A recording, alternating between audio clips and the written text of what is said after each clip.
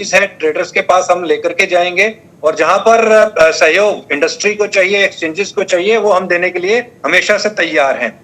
अब इसी के साथ ही क्वेश्चन आंसर सेशन को भी हम स्टार्ट करते हैं, और साथ ही साथ एक उससे पहले एक छोटा सा क्विक रिएक्शन जो है वो मार्केट के ऊपर लेना है, क्योंकि सभी यहाँ पर जो एक्सपर्ट्स हैं अपनी अपनी ट्रेड्स के भी एक्सपर्ट हैं, काफी नजदीक से देखते हैं।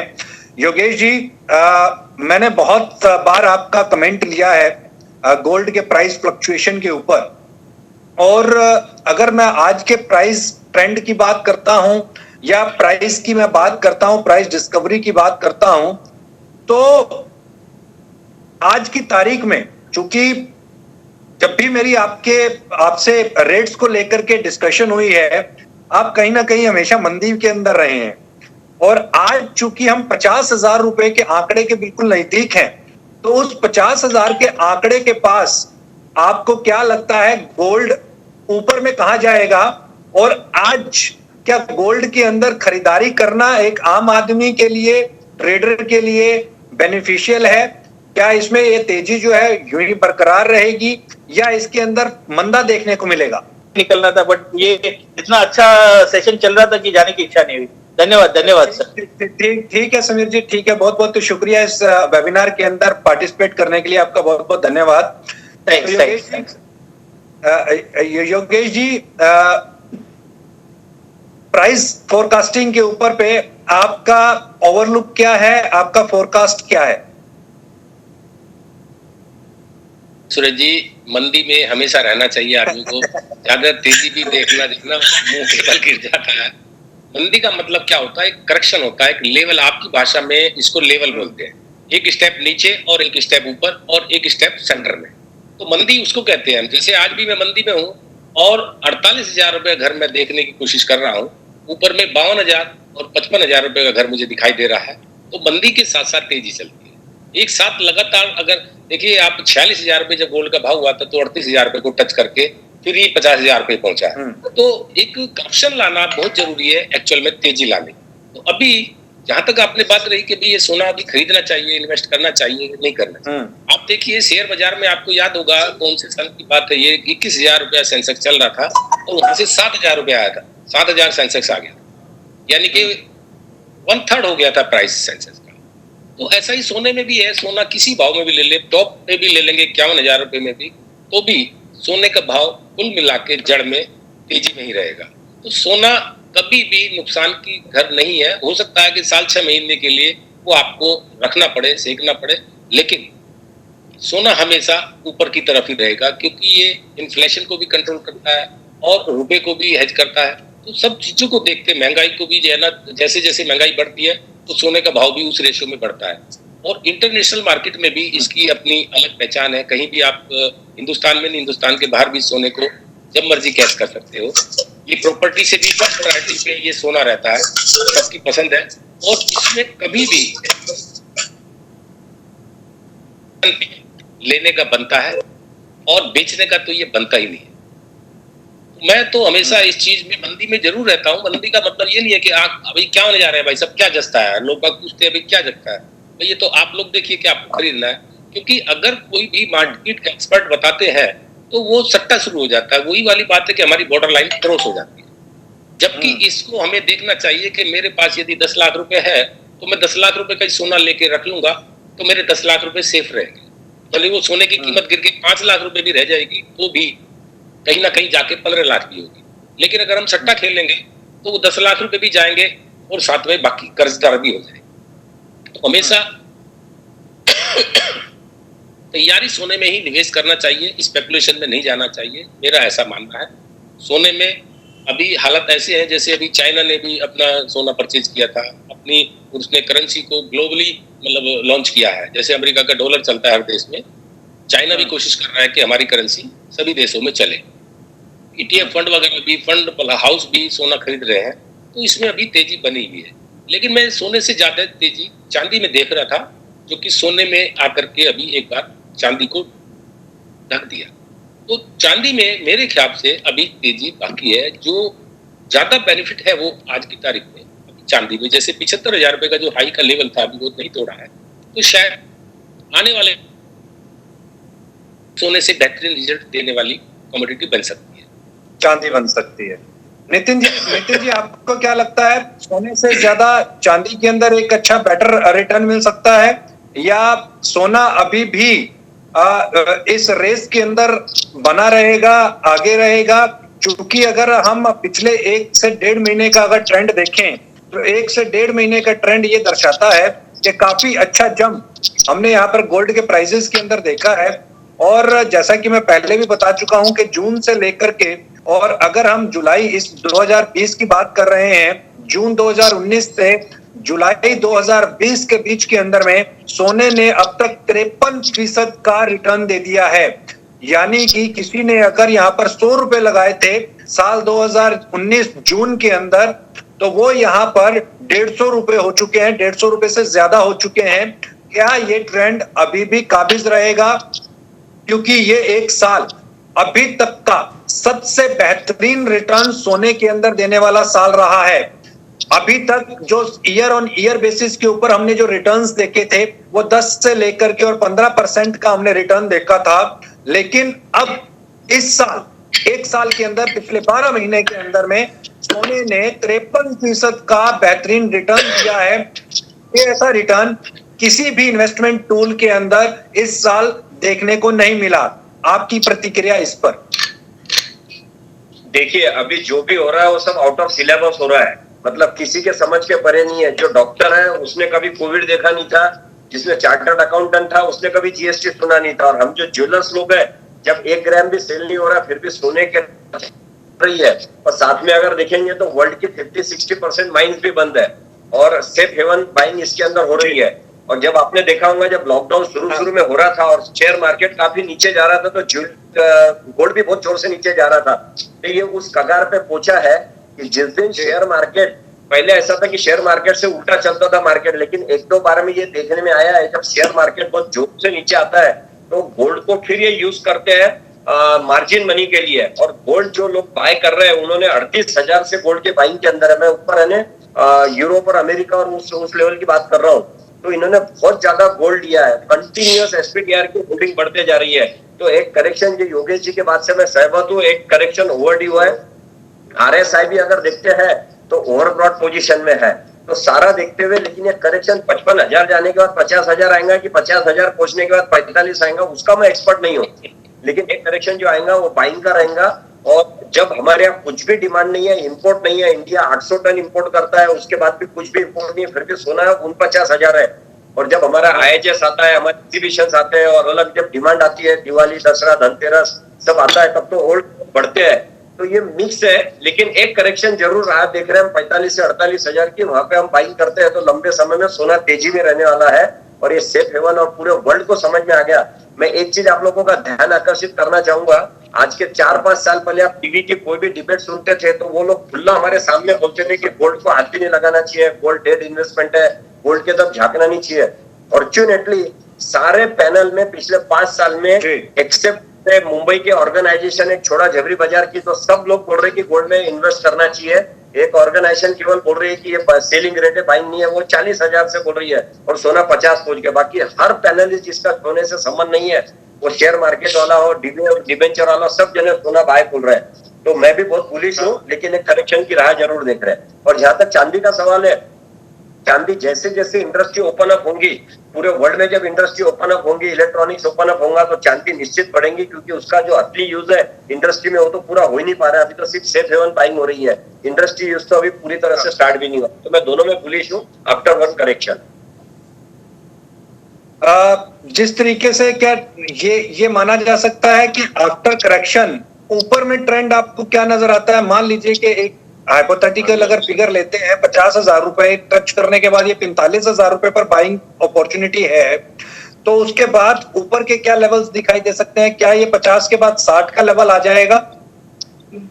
नहीं, हम हाइपोथेटिकल क्यों, हम प्रैक्टिकल भी बात कर सकते हैं ना। आप देखिए, सोना $1945 पे ट्रेडिंग कर चुका है और चांदी जो है वो $39 पे ट्रेडिंग कर चुकी है। और आप इंटरनेशनली अगर बात करें तो चांदी तो आधे पे, अभी $20 तो अभी हुई है। तो हम हाइपोथेटिकल क्यों है, तो इंटरनेशनल जो इसका बेंचमार्क है या इसकी जो अपर लिमिट है वहां तक तो अभी पहुंचा ही नहीं है, तो वहां तक तो आराम से पहुंच सकता है। और अगर करेंसी हो जाती है 78 जो प्रेडिक्शन है, और सोना अगर 19,500 और 20,000 2,000 तक हो जाता है, तो ये कोई बड़ी बात नहीं है कि ये सोना 55,000 60,000 हो जाए। और चांदी जो है वो पिछला भी ब्रेक कर सकती है 75,000 का, क्योंकि उस समय 40 रुपए डॉलर था, तब चांदी 75,000 थी, और अभी तो $75 है, तो चांदी रुपए होना बड़ी बात नहीं है। इंटरनेशनल तो बेंचमार्क अभी टच ही कहाँ किया चांदी, और का एक मेजर रोल यहाँ पर रहेगा। और हेलो मेरी बिल्कुल करेंसी का एक मेजर रोल यहाँ पर रहेगा, और करेंसी काफी क्रूशियल और इम्पोर्टेंट रोल यहाँ पर प्ले करेगी, उसके ऊपर काफी कुछ डिपेंड करता है। सुशील जी, आपको क्या लगता है, सोना इस समय पर इन लेवल्स के ऊपर में 49,000 रुपए के ऊपर में खरीदारी की अपॉर्चुनिटी है, खरीदारी करके चलना चाहिए, मुनाफा मिलेगा क्या? सुशील जी, आपको क्या लगता है, सोना इन लेवल्स के ऊपर क्या खरीदारी करके चलना चाहिए क्या, 49,000 रुपए के लेवल्स? और सोना और चांदी में बेहतरीन क्या? हाँ, मेरा मानना यह है कि सोना या चांदी को हमेशा खरीदते रहना चाहिए। जब तक आपकी जेब में पैसा है तो आप खरीदते रहिए, रेट को मत देखिए और भूल जाइए खरीद के। अगर आप शॉर्ट टर्म देख रहे हैं तो करेक्शन की बात होना बहुत जरूरी है। जैसा कि योगेश जी और नितिन जी भी कह रहे हैं, बिल्कुल सही बात है, करेक्शन आएगा, लेकिन उस करेक्शन के लिए अगर आपके जेब में पैसे हैं तो उसे वेट नहीं करना चाहिए। अगर कल को ये करेक्शन नहीं आया तो फिर आप ये मानना है कि अगर आपके पास 1 रुपया भी जेब में फालतू है तो उसे बाजार में लगा देना चाहिए। उस पैसे को अपने पास रखने की बजाय उस पैसे को इन्वेस्ट करना चाहिए। और मैं तो यहाँ तक कहूंगा कि पैसे को हमेशा ज्वेलरी में लगाओ, बजाय इसके कि आप उसे ज्वेलरी के बजाय आप उसे बिलियन में लगाओ या किसी और तरीके से पैसे को लगाओ, क्योंकि ज्वेलरी में लगाया हुआ जो पैसा होता है वो पैसा आपका लंबा चलता है। क्योंकि जब भी आपके पास क्राइसिस आते हैं तो आप ज्वेलरी को फिर भी रोक कर रखते हैं, और अगर आपके पास बिस्किट पड़ा है तो उसे आप तुरंत बेच लेंगे, अगर आपके पास कोई और तरीके का गोल्ड फॉर्म है उसे आप तुरंत बेच लेंगे। लेकिन जैसे ही आपके पास अगर कोई ज्वेलरी पड़ी हुई है तो या तो आप उसके अगेंस्ट पैसा उठाएंगे और उस टाइम को निकालने की कोशिश करेंगे, और या फिर आप उसको बचाने की कोशिश करेंगे। तो जो तरीका है पैसा लगाने का, मैं ये मानता हूं क्योंकि हमारे पास जो हेरिडिटी है, जो हमारे पास लोगों से पहले जनरेशन से पैसा लग के आया है, वो गोल्ड फॉर्म में ही आया है या प्रॉपर्टी फॉर्म में आया है। और प्रॉपर्टी, क्योंकि आप हमेशा उस प्रॉपर्टी का कभी भी ऐसा नहीं होता कि उसे आप कैश के रूप में देख सकते हो। ज्वेलरी को या गोल्ड को या सिल्वर को आप कैश के रूप में कभी भी देख सकते हो। तो इसलिए पैसे को आप हमेशा, मैं तो जो भी मुझे मिलता है उसे ये कहता हूं कि आप ये देखने की बजाय कि इसका रेट क्या है, इसे तुरंत आप कुछ ना कुछ इससे खरीद लीजिए। यानी कि आपका कहने का मतलब है कि सोना हमेशा जब भी प्राइस नीचे आए, करेक्ट हो, तो वहां पर खरीदारी एक करके चलें। आपको ऊपर में लेवल्स क्या नजर आते हैं? अगर मैं साल 2020 के अंत तक की बात करूं, दिसंबर तक की बात करूं, तो आपको क्या लगता है गोल्ड ऊपर में कहां तक जा सकता है? फिजिकल मार्केट के जो ट्रेडर्स हैं उनको क्या लगता है कि बाजार ऊपर में क्या लेवल्स टच कर सकता है? देखिए, ऊपर की अगर हम बात करते हैं तो ऊपर ये बात सही है कि 55 के आसपास टच करना चाहिए, और जहां तक नीचे की बात 45 की हो रही थी, तो इन दोनों ही रेट का अगर मार्जिन लो तो ये रेट 50 के आसपास कहीं ना कहीं स्थिर होने के चांस ज्यादा हैं। दोनों ही रेट का अगर हम कॉमन करें तो ये कहीं ना कहीं रेट दिसंबर एंड की हम बात कर रहे हैं, और अगर इस बीच में दिवाली भी आनी है और अगर बीमारी से भी हमने अगर थोड़ा सा साइड लाइन ले ली तो बाजार में ग्राहक भी निकलेगा फिजिकल ज्वेलरी खरीदने के लिए, जो आज नहीं निकल पा रहा है। आज जो रेट आपको इन्वेस्टमेंट के मिल रहे हैं वो इन्वेस्टमेंट शायद हम ही लोग ज्यादा कर रहे हैं, अगर हम सही से इसको देखें तो। अभी कंज्यूमर का रोल इतना नहीं आया है। कंज्यूमर का रोल मैं ये समझता हूँ कि इस फेस्टिवल सीजन में आएगा, और जैसे ही फेस्टिवल सीजन ऑन होंगे तो आपके राखी से लेके दिवाली तक, तो इसमें फिजिकल भी आपका डिलीवरी शुरू हो जाएंगी, और निश्चित रूप से रेट कहीं ना कहीं यहीं पर वेरी करेंगे। जो अभी चल रहे हैं। रेट्स कहीं ना कहीं यहीं पर ही जी रेट्स कहीं ना कहीं यहीं पर ही वेरी करेंगे। खंडेलवाल साहब, हमने कई बार देखा है, जो अभी गवर्नमेंट भी काफी थ्रस्ट कर रही है, जो कैलकुलेट करने की एक कोशिश है गवर्नमेंट की कि ये देखा जाए कि इंडिया के अंदर गोल्ड कितना है। अब मोनेटाइजेशन, गोल्ड मोनेटाइजेशन की तरफ गवर्नमेंट का काफी थ्रस्ट है। उस गोल्ड मोनेटाइजेशन को आप किस नजर से देखते हैं, और क्या आम कंज्यूमर के लिए गोल्ड मोनेटाइजेशन एक बेस्ट टूल साबित हो सकता है क्या?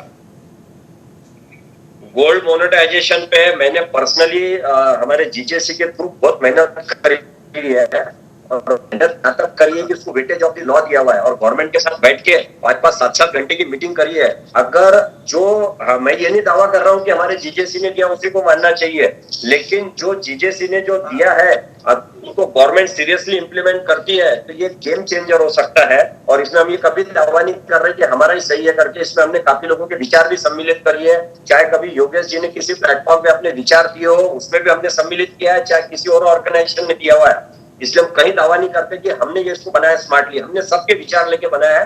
ये गेम चेंजर हो सकता है। और जो गवर्नमेंट का अनुमान और जो हम ज्वेलर्स लोगों ने जो गवर्नमेंट को सर्वे करके दिया, मेटल फोकस कंपनी ने दिया है, पिछले 30 साल में जो ऑफिशियल इंपोर्ट हुआ है और जो अनऑफिशियल एक हमको एक रफ पता है कि कितना इंपोर्ट होता था, उसको मद्देनजर रखते हुए 25,000 टन का जो दावा है वो कहीं भी गलत नहीं है। और 25,000 टन में से हम प्रैक्टिकली ये सोचे कि केवल और केवल 10% लोग इसको डिसाइड करते हैं तो हर साल 400 से 500 टन सोना बाहर आ सकता है। मैं आपको एकदम शॉर्ट में बता देता हूँ, इसकी जो ब्रीफिंग हमने गवर्नमेंट को दी है बहुत प्रैक्टिकल है। और हमने इसके अंदर गवर्नमेंट को बुलाया कि आपने जो गोल्ड मोनेटाइजेशन शुरू किया है, ये जब तक कि आप ज्वेलर्स को सम्मिलित नहीं करेंगे, इसमें ज्वेलर्स का मतलब रिटेलर्स नहीं है, चाहे होलसेलर, रिटेलर और मैन्युफैक्चर, रिफाइनरी है, जब तक कि आप उसको सम्मिलित नहीं करेंगे सिम सक्सेस नहीं हो सकती। फॉर एग्जाम्पल, मेरी मदर के पास में, मैं ज्वेलर्स में, मेरी मदर के पास 1 किलो सोना है, तो क्या पॉसिबल है कि मेरी मदर या मेरे फादर इस एज के अंदर वो सोने को लेके मेल्ट करने के लिए जाए, मेल्ट करने के बाद में होल मार्किंग के पास जाए, होल मार्किंग को लेके फिर बाद में बैंक में जमा करने जाए? ये प्रैक्टिकल पॉसिबल नहीं है। Point number 1। पॉइंट नंबर 2, अगर किसी ज्वेलर से सोना लिया है, हमने योगेश जी से सोना लिया है, वो 916 है या नहीं हमारे को कोई लेना देना नहीं है। योगेश जी ने स्टोन उसके सही कट करा कि नहीं, हमको उससे लेना देना नहीं है। हम हमारे यहाँ का सोना लेके योगेश जी के पास जाते हैं, पूछा महाजन ने, योगेश जी आपने 300 ग्राम सोना दिया है, इसका एक्सचेंज में मुझे इतना सोना चाहिए और आप मेरे को इसको गोल्ड मोनेटाइजेशन के अंदर जमा करके दीजिए। हमने इतना शानदार उसका बनाया प्लानिंग। आपको एग्जाम्पल बताता हूँ, गवर्नमेंट से जब हम डिस्कस कर रहे थे तो गवर्नमेंट बोले अगर ज्वेलर्स को अलाउड किया और किसी ज्वेलर्स ने 2-4 किलो सोना ले लिया और कस्टमर का डिपॉजिट नहीं किया और अपने लेन देन उससे निपटा लिया तो कस्टमर के साथ में धोखा हो सकता। हमने उनके लिए गवर्नमेंट को सोल्यूशन निकाल के दिया है कि आप ये स्कीम में अगर ज्वेलर्स को इन्वॉल्व करेंगे तो जैसा आजकल डिजिटलाइजेशन हो गया है, मैं 5 किलो सोना गवर्नमेंट के पास जमा करूंगा, मेरे पास में XYZ एथनी अगर मेरे पास में आता है, मेरे पास XYZ एथनी आता है कि सोना मुझे 500 ग्राम आप गवर्नमेंट के पास जमा कर दीजिए, मैं उसका सोना लूंगा, मेरे तरीके से चेक करूंगा, मेरा सोना जमा कर लूंगा, 500 ग्राम में ऑनलाइन उसके अकाउंट में ट्रांसफर कर दूंगा। वो कस्टमर मेरे शोरूम में बैठा है, उसी समय उसको 500 ग्राम की इन्वेंट्री अपने अकाउंट में दिखेंगी। उसके बाद हमारी रिस्पॉन्सिबिलिटी खत्म हो गई, 500 ग्राम उसके अकाउंट में डीमैट में गोल्ड आ गया। अब आ गया, फिर मेरा 500 ग्राम दे दिया, मेरा 5 किलो खत्म हो गया, मैं फिर गवर्नमेंट के पास जाऊंगा, लूंगा। अब इसमें हम लोग क्या कमा सकेंगे, लोगों को कैसे सर्विस दे सकेंगे? पॉइंट नंबर 1, कस्टमर को इसमें 3.5-4% मिलेगा, 2.5% की जगह ज्वेलर्स को 0.5% मिलेगा। जब ये सोना गवर्नमेंट के पास जमा हो जाएगा तो गवर्नमेंट क्या करेंगे इस गोल्ड से? तो हमने गवर्नमेंट को सजेशन दिया है कि हमने आपने 3.5-4 में ले लिया, 0.5% ज्वेलर्स ने ले लिया, अपनी सारी मेहनत आना, ये गोल्ड जब आपके पास आएगा इसमें बैंक 2% कमाएंगी और बैंक 6% के अंदर ज्वेलर्स को गोल्ड देंगी, ना कि पैसे देंगी। तो हिंदुस्तान के अंदर बहुत बड़ी मात्रा में बिजनेस करने के लिए छोटे से बड़े ज्वेलर्स लोगों को सोना अवेलेबल हो जाएगा। और वो सोना आप 1 किलो भी अगर लगता है छोटे ज्वेलर्स को तो वो भी दीजिए। तो हमने इसका पूरा mechanism, weightage of the law, example complete बना के गवर्नमेंट को गोल्ड मोनेटाइजेशन स्कीम हमने सौंप दी है। अगर गवर्नमेंट इसको इंप्लीमेंट करती है, मैं आप लोगों को एक जानकारी देना चाहूंगा, मेरे ऑर्गेनाइजेशन भी पूरी दी है। इस वीक के अंदर हमारी गवर्नमेंट के साथ में मीटिंग है, मिनिस्ट्री ऑफ फाइनेंस के साथ में, चाहे वो जूम पे करते हैं किस पे करते पता नहीं, हम इनको पूरी स्कीम फिर से समय लेके पूरी समझा के बता रहे हैं, जो पूरा गेम चेंजर होगी। इंडिया का सोना इंडिया में रहेगा, अच्छा रोटेशन होगा और हमारे इंडस्ट्री के अंदर छोटे या बड़े, आज हम गोल्ड जो लोन लेते हैं 3 पार्ट केवल बड़े लोगों के लिए, छोटे ज्वेलर्स के लिए अवेलेबल नहीं है। हम चाहते हैं कि हिंदुस्तान का कारागिर हो या छोटे से छोटा ज्वेलर्स हो, उसको भी गोल्ड लोन अवेलेबल हो, उसके लिए हम पूरी तरह से कोशिश है। तो gold monetization will be the game changer if government हम सब लोगों से, नॉट हमारे से, हम सब लोगों से मिलकर इसमें राय लेती है, एक डिबेट रखती है, तो हम उसको अच्छा सोल्यूशन दे सकते हैं। इतना ही मुझे कहना है इसमें। बिल्कुल बिल्कुल ये एक बेहतरीन कदम है। और चलते चलते चूंकि समय की पाबंदी है और क्लोजिंग की तरफ हम लोग बढ़ रहे हैं, और ये मुझे लगता है कि काफी एक अच्छा हेल्दी एक डिस्कशन रहा है। और इसके अंदर चूंकि ज्वेलरी इंडस्ट्री से जुड़ी हुई जो समस्याएं हैं, ट्रेड को लेकर के जो समस्याएं हैं, वो यहाँ पर हमने देखी हैं। और उसका कहीं ना कहीं एक्सचेंज के पास में, चूंकि आप लोगों ने अपनी बात रखी, एक्सचेंज अब उसके ऊपर काम करेगी और जो भी ज्वेलर्स की प्रॉब्लम्स हैं अवेयरनेस को लेकर के, ट्रेड को लेकर के, ट्रेड पॉलिसी को लेकर के, उसके ऊपर एक्सचेंज काम करेगी, मुझे ऐसा लगता है और मुझे विश्वास भी है। लेकिन चलते चलते एक बार मैं क्विक रिएक्शन 30 सेकंड का आप सब लोगों से चाहूंगा।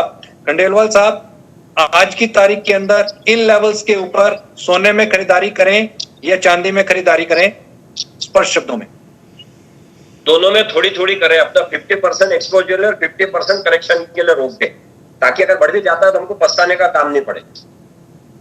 जी सुशील जी, आपको क्या लगता है, सोने के अंदर खरीदारी, चांदी के अंदर खरीदारी, ज्वेलरी या बिस्किट फॉर्म में किसी भी फॉर्म के अंदर गोल्ड खरीदें या चांदी खरीदें? मेरा मतलब था कि अगर आपके पास पैसा फालतू है तो आप ज्वेलरी में ही लगाएं, और अगर इन्वेस्टमेंट आपको जल्दी शॉर्ट टर्म के हिसाब से देखना है तो बिस्किट में लगाएं पैसे को। तो ये निश्चित रूप से चांदी में मुझे लगता है ज्यादा रेट बढ़ेंगे, और चांदी का इन्वेस्टमेंट सोने से कुछ ज्यादा आपको रिटर्न दे सकता है। फिर भी दोनों में ही अगर आप बराबर रिटर्न करते हैं, जैसे नितिन जी कह रहे हैं, तो रिस्क थोड़ा सा मैनेज रहेगा। योगेश जी, आपका एक क्विक रिएक्शन चाहेंगे, आपको क्या लगता है, सोना चांदी? जो जिसको इजी हो। सोना क्या है, रखने में भी थोड़ा आसानी होती है, धोने में भी आसानी होती है। 30 किलो चांदी लेके आएंगे, 2 मजदूर चाहिए, पड़ोसी पूछेंगे भाई क्या लाके आए हो, बोले चांदी की बहुत बड़ी ईंट लेके आए, तो 36 तरह की इंक्वायरी होगी। सोना लोग बाग जेब में रख के ले आते हैं। तो मैं तो यही कहूंगा, और जैसे सुशील जी ने कहा, बहुत अच्छी बात कही, बहुत गंभीर बात कही इन्होंने, जो कि शायद सुरेश जी आप भी नहीं पकड़ पाए, कि ज्वेलरी में लगाइए। देखिए, पैसा उसको लगाना है बुलियन में या ज्वेलरी में। बुलियन मतलब प्योर गोल्ड, लेकिन बुलियन क्या होता है, गृहिणी के हाथ में नहीं होता है। वो जब चाहता है उसका हस्बैंड उसको बेच देता है कि ये तो मेरी प्रॉपर्टी है, मेरा पैसा है। लेकिन ज्वेलरी में कहीं ना कहीं गृहिणी का हक हो जाता है, और वो उसको बेचने में पूरा कसीदा पड़ती है, और वो कोशिश करके उसको लास्ट दम तक बचाने की कोशिश करती है। तो ज्वेलरी में आम के आम गुठली के दाम है, 10% की मेकिंग है, लेकिन 90% का फायदा है, और उसके अलावा एप्रिशिएशन भी है। वो गृहिणी पूरी जोर लगाती है कि ये ज्वेलरी है, मत बेचिए इसको, या इजीली नहीं बिकती है। बुलियन है, अभी ईंट उठाएंगे और अभी बाजार में बेच के पैसे ले आएंगे, उसको गृहिणी को नहीं पता रहेगा। लेकिन ज्वेलरी का उसको एक एक अंगूठी का और एक एक चेन का पता होगा, तो वो बेचने में कहीं ना कहीं संकट पैदा करेगी, और वो हो सकता है बच भी जाए। तो ये थोड़ा सा फर्क है। तो हम तो यही चाहेंगे कि ज्वेलरी में रोजगार भी बढ़ेगा हमारे स्वर्णकार भाइयों का और छोटे छोटे दुकानदारों का, सबका। तो ज्वेलरी में इन्वेस्ट करिए, और आम के आम गुठली के दाम, गृहिणी भी खुश, घरवाली भी खुश, और इन्वेस्टमेंट यानी, और ज्वेलर्स भी खुश। ये भी कहिए कि ज्वेलर्स भी खुश। नहीं रोजगार भी तो बनेगा, खुश है, बिल्कुल। खैर, बहुत बहुत शुक्रिया नितिन जी, आप हमारे साथ रहे पूरी चर्चा के अंदर, और काफी अच्छी ये मुझे लगता है कि एक वेबिनार सेशन थी, और इसी तरीके के सेशंस जो हैं हम और भी करते रहेंगे, और उसमें आप लोगों का जो एक्सपीरियंस है उसको हम देश के अंदर, दुनिया के अंदर जरूर लेकर के चलेंगे। सुशील जी, आप साथ में जुड़े, बहुत बहुत शुक्रिया आपका, बहुत बहुत धन्यवाद। योगेश जी, बहुत बहुत शुक्रिया इस समय के लिए, और काफी कीमती समय आप लोगों ने निकाला, इसके लिए आपका बहुत बहुत शुक्रिया। जितने भी पार्टिसिपेंट्स हमारे साथ जुड़े हैं, जितने भी अटेंडेंट्स हमारे साथ जुड़े हैं, उन सभी का बहुत बहुत शुक्रिया। जल्द मिलेंगे एक और गोल्ड के ऊपर वेबिनार के साथ में, तब तक के लिए शुक्रिया।